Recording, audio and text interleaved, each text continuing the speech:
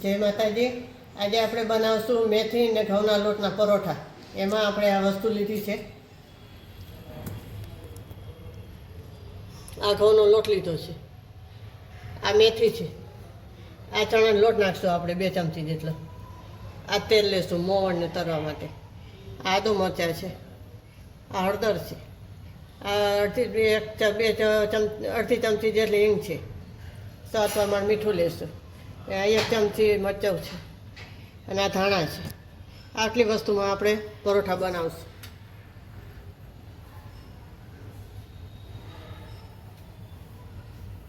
હવે આપણે આ છાબડું લઈશું, એમાં આપણે આ લોટ નાખશું.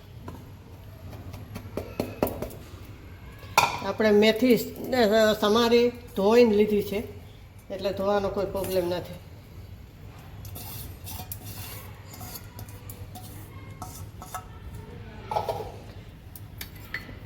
આપણે ચણા લોટ નાખશું.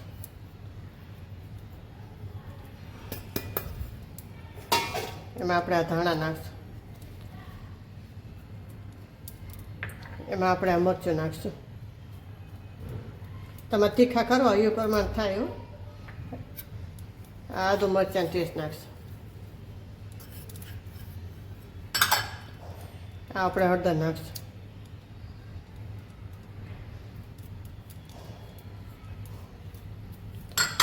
આ હિંગ નાખશું. આ સ્વાદ પ્રમાણે મીઠું નાખશું.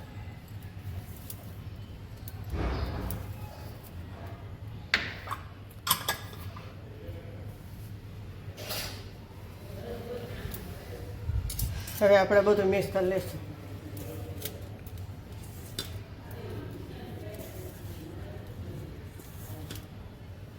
આ એકદમ મિક્સ કરી લેવાનું, એટલે ચણાનો અને ઘઉંનો લોટ ભરી જાય અને મેથીમાં ધાણામાં પણ ભરી જાય, એટલે સ્વાદ સારો રહે.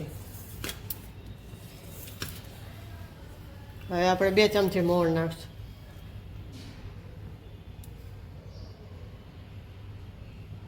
અઢી ચમચી નાખવાનું.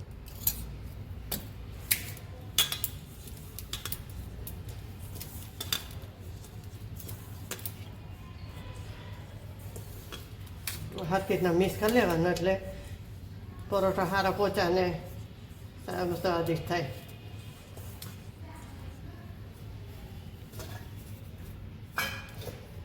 હવે આપણે પાણી નાખશું. આનો પરોઠાનો લોટ બહુ કઠણ નહીં, ઢીલો ને એવો માપનો રાખવાનો, પરોઠા સારા થાય. બહુ ઢીલો હોય તો પછી બરોબર ના થાય.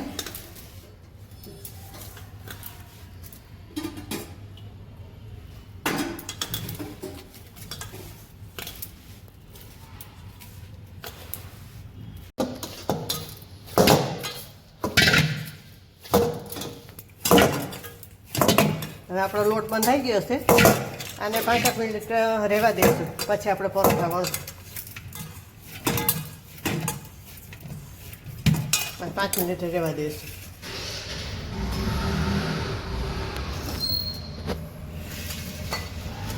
ચલો હવે આપણે ગેસ લગાવશું, ચાલુ કરશું. આ લોટી મેળશું.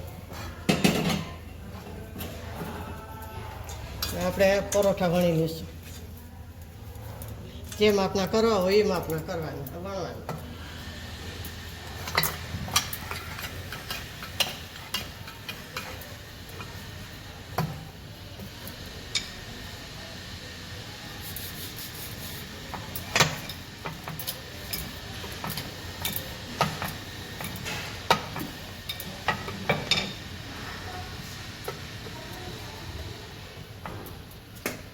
થોડુંક લોટવાળા કરશો.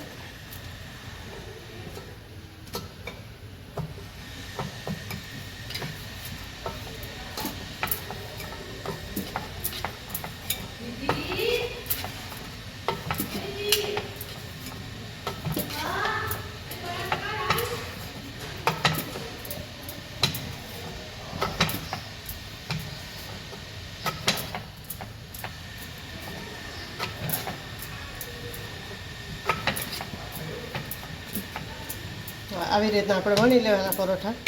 હવે આપણે તળવી લઈશું.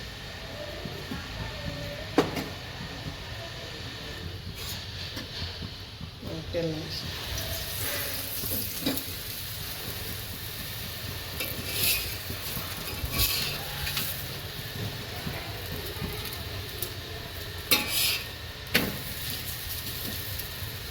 હવે આપણે બીજું વણી લઈશું.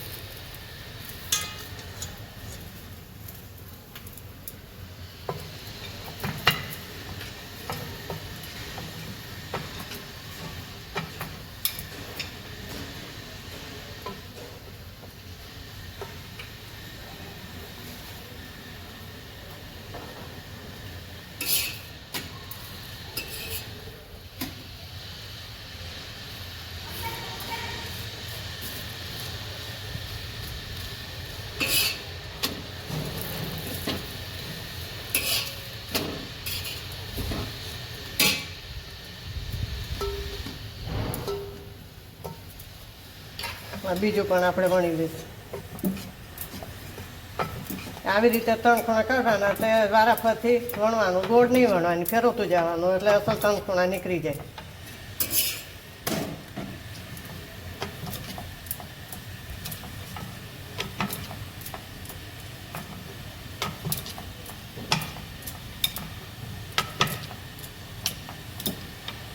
આપણે પરોઠા વણાઈ ગયા છે.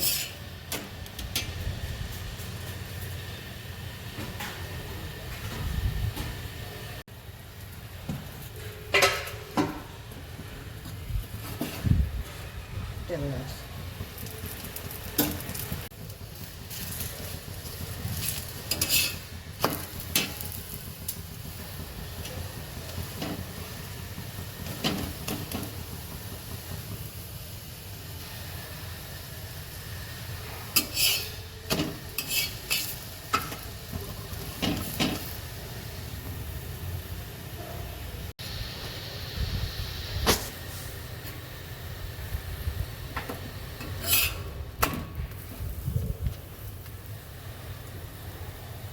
હવે આપણા પરોઠા તૈયાર થઈ ગયા છે. આપણે ગેસ ઠાર નાખશું.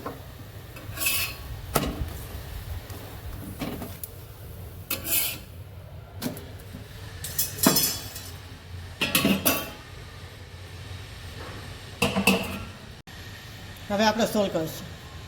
આ આપણા મેથીના પરોઠા તૈયાર છે.